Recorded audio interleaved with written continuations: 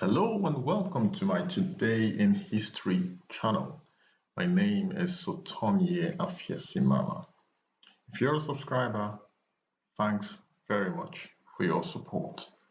If you're a returning visitor, I appreciate you dropping by again. Why not subscribe so that you'll receive updates of my video uploads? If you're here for the first time, welcome to my channel, where I discuss events that occurred on this day in history with a view to informing, hopefully entertaining, and most importantly, learning lessons from positive events and mistakes of the past, and hopefully not repeating those mistakes, because as the saying goes, history tends to repeat itself. So guys, let's get cracking with today's important events as recorded in history.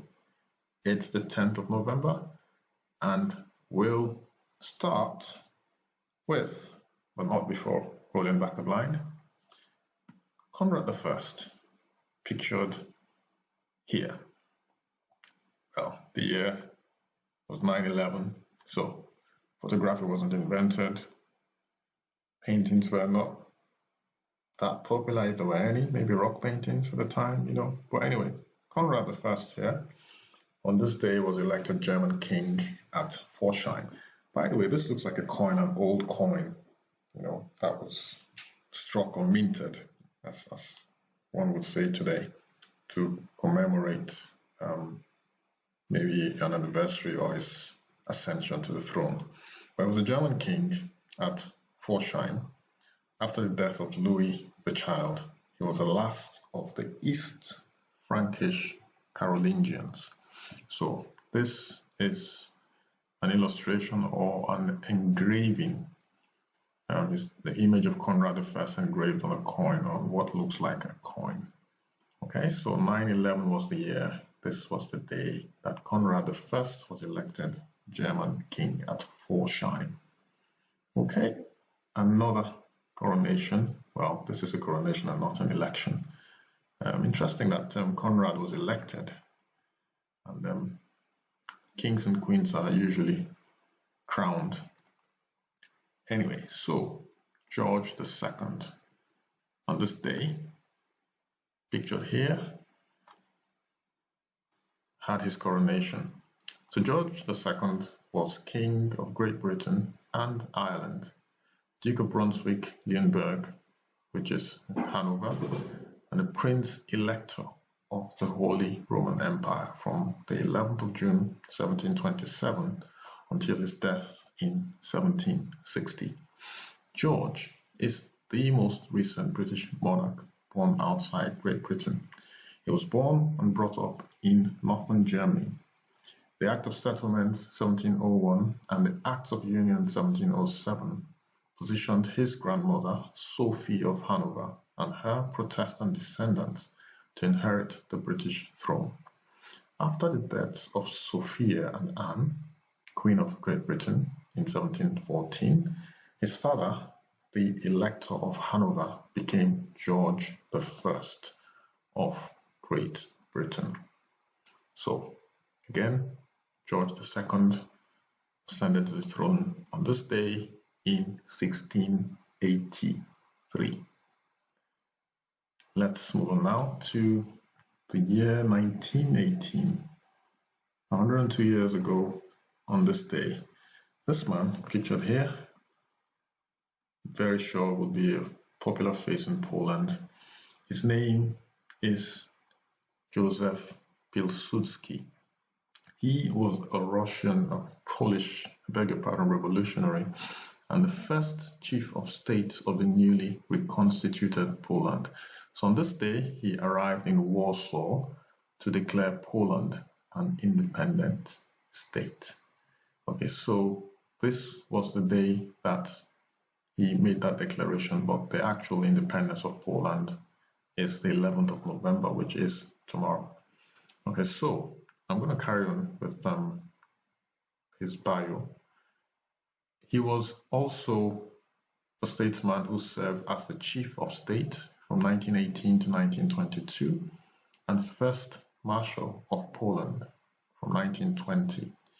He was considered the de facto leader from 1926 to 1935 of the Second Polish Republic as the Minister of Military Affairs. After World War I, he held great power in Polish politics and was a distinguished figure on the international scene. He is viewed as a father of the Second Polish Republic, re-established in 1918, 123 years after the final partition of Poland by Austria, Prussia and Russia. After leading a coup d'etat in 1926, he rejected an offer of the presidency, but remained politically influential while serving as Minister of Defense until 1935. So again, Józef Piłsudski, who declared Poland independent on this day. Again, the actual Independence Day will be celebrated tomorrow, 11th of November. Interestingly, Poland's national anthem is one of my favorites in the world. There was a time I was, what's the word now? I was very interested, to put it mildly, in national anthems. I was just watching national anthems upon national anthems, from most countries around the world. And I discovered that the Polish anthem was quite my top three, actually, which goes something like this.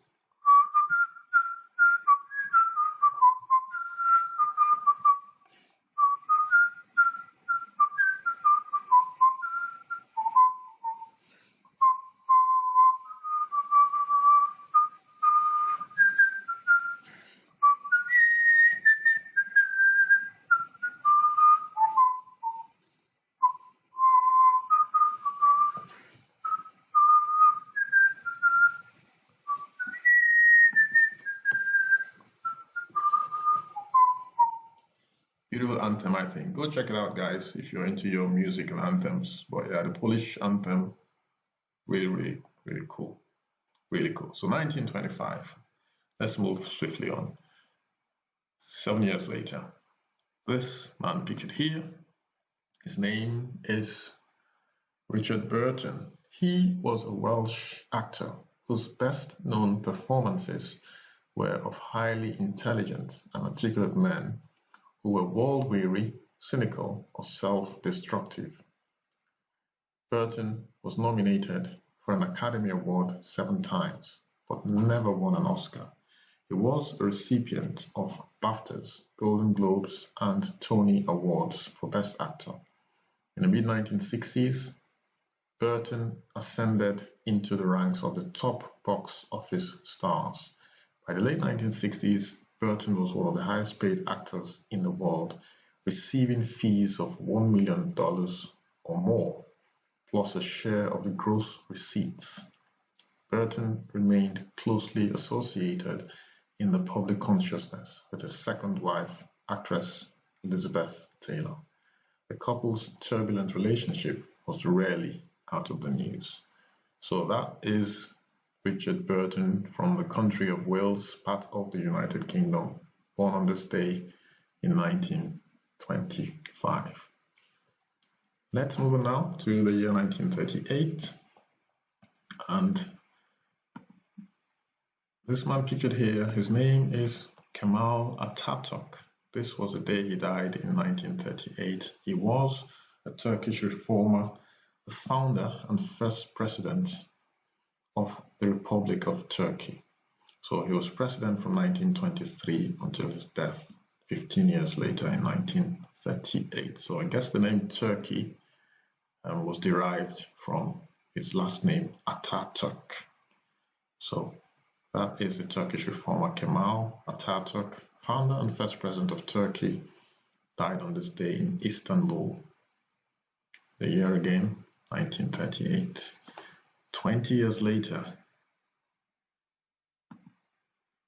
this is called the Hope Diamond.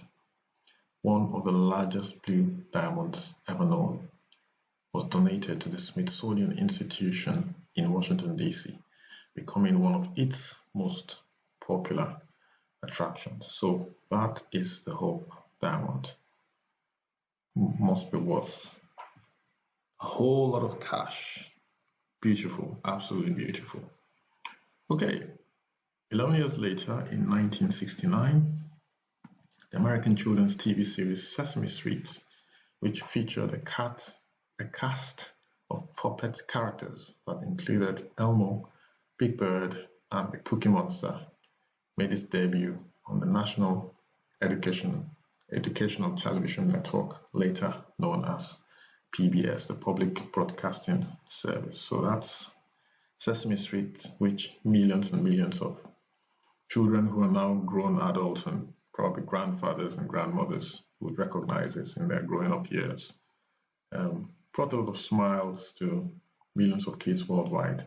Most importantly, educated them as well. There was a very compelling psychology behind Sesame Street. So go check it out. Just type Sesame Street on YouTube, and there are quite a few people who have talked about Sesame Street.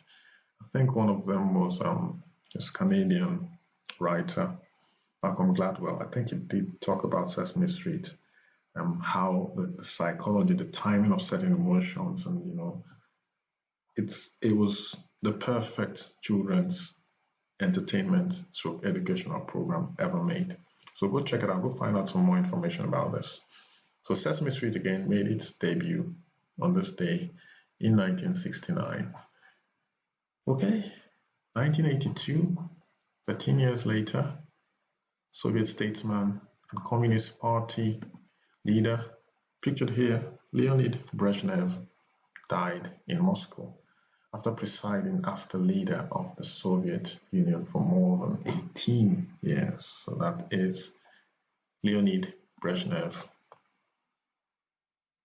who was a Soviet statesman and Communist Party leader. He died on this day in 1982. 8 years later, in 1990, premiere of Home Alone, starring Macaulay Culkin.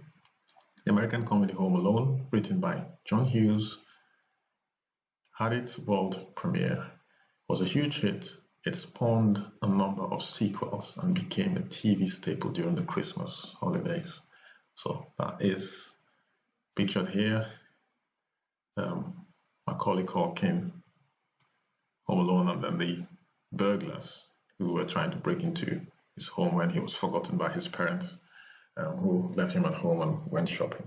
So quite interesting how he dealt with them, these criminals who were trying to break into his home. Go check it out if you haven't seen it. It's quite amusing, quite interesting to watch. All right, 1995, sad news. We're in West Africa, Nigeria, River State, in Ogoni land. And this man's name is Ken Saro-Wiwa. Full name, Kenule Bison Saro-Wiwa. He was a Nigerian writer, television producer, environmental activist, and winner of the Right Livelihood Award for exemplary courage in striving non-violently for civil, economic, and environmental rights, and the Goldman Environmental Prize. Saro-Wiwa was a member of the Ogoni people, an ethnic minority in Nigeria whose homeland, Ogoniland in the Niger Delta, has been targeted for crude oil extraction since the 1950s, and which has suffered extreme environmental damage from decades of indiscriminate petroleum waste dumping. Initially as spokesperson and then as president of the movement for the survival of the Ogoni people, Saro-Wiwa led a non-violent campaign against environmental degradation of the land and waters of Ogoniland by the operations of the multinational petroleum industry, especially the Royal Dutch Shell Company. He was also an outspoken critic of the Nigerian government, which he viewed as reluctant to enforce environmental regulations on the foreign petroleum companies operating in the area.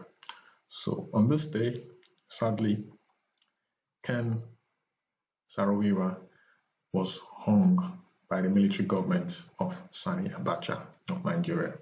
So sadly, this articulate, intelligent man who fought for the rights of his people was put to death. This kind man who put his people's interests before others was executed by the military government of a dictator, Sani Abacha, an evil, evil man. So I'm going to show you some more pictures of the late Ken Saro-Wiwa and the 8 other Ogoni men who were executed by this military regime, this evil military regime. Some pictures of Ken Saro-Wiwa's homeland as well. So these are pictures of him. Protests all over the world. They say they were murdered by shell, but they were actually murdered by Sani Abacha, essentially. Yes, shell was complicit. And look at the irony here. A man holding a shell, which, which is picked up from polluted land or polluted waters. And look at the irony here. So there's a lot of talk about shell, but the government didn't need to execute him. He was fighting for the rights of his people, and yet he was executed. There's lots of pictures to show you guys. So these are the 9 men who were executed. Unfortunately, one of the pictures is not is missing, and I'll show you the names of the people as well, the men. Again, shell was implicated in the sense that for me, I don't really, in terms of the weight of guilt, I would put that on squarely on the shoulders of the Nigerian government. Shell didn't themselves kill these people. Yes, they polluted their environment, they polluted their waters and their land, but ultimately the Nigerian government, led by Sani Abacha, was responsible for the deaths of these men. So the names here, as you can see, Ken Saro-Wiwa, John Puini, Paul Levera, Felix Nwate, Paribo Bera, Daniel Boko, Pariname Kyobel, Saturday Dobe, and Nordu Eawo. So these men lost their lives for the people, because they stood up for what was right. They lost their lives on this day, and the year was 1995, so exactly 25 years ago today. So one more picture, I think. Yeah, so this is Ogoni land. As you can see, the map of Africa showing Nigeria, the map of Nigeria showing River State. Coincidentally, that's where I'm from. I'll show you my village on this map as well. So this is Ogoni land, as you can see. All that stretch is Ogoni land. And my village, my own land here is Okrika. So that's where I'm from. So it's quite close to Ogoni land. So basically, the oil exploration going on in Nigeria also happens in my territory as well. In fact, there's a refinery. Two of the 4 nationally owned refineries are very, very, very close to my village. In fact, part of the refinery is on my village territory, if you like. So we have this problem as well in my village. Okay. So, something needs to be done. I'm sure a lot has been done over the years, because international condemnation happened. There was a lot of condemnation after these men were murdered by the Nigerian government led by the late Sani Abacha. So sadly, that's history as it happened on this day in 1995. We hope that the struggles of these men and women, children, people of goodwill all over the world would not go in vain. So today we remember Ken Saro-Wiwa and the 8 other Ogoni men who were murdered by the Nigerian government on this day in 1995. Yeah, and the continued degradation, there are people who are dying every year from the pollution that's happened in the soil, the Ogoni land, and in all the oil producing areas of the country and around the world. I think more attention needs to be given to the plight of the people. Build schools, build hospitals for these people. You're extracting a resource from their soil that makes you billions and billions of dollars every year. So you should give something back to these communities. At least it's the least you can do. Give something back. I know you are. Some of these companies are giving something back, but I think a lot more needs to be done. A lot more needs to be done. Okay. All right. Let's move on to the year 2015. So on this day in 2015, German politician pictured here and publisher Helmut Schmidt, who, as Chancellor of West Germany from 1974 to 1982, was one of the most respected and influential of Western Europe's leaders, died at the age of 96. So this is German politician and publisher Helmut Schmidt, who died on this day in 2015 at the age of 96. One more picture of him, pictured here, Helmut Schmidt, much younger. Last but not least, just last year, 2019, Bolivian Labour leader Evo Morales, the first indigenous president of Bolivia, resigned under pressure after monitors claimed that the election for his fourth term in office had irregularities, a claim later challenged. But this was the first indigenous president of Bolivia. I think he was in power for about 14 years. So anyway, that's history as it happened on this day in 2019. Evo Morales resigned as Bolivian Labour leader and president. Okay, on that note, guys, we have come to the end of today's Today in History. Thank you for dropping by. Please like, share, and subscribe.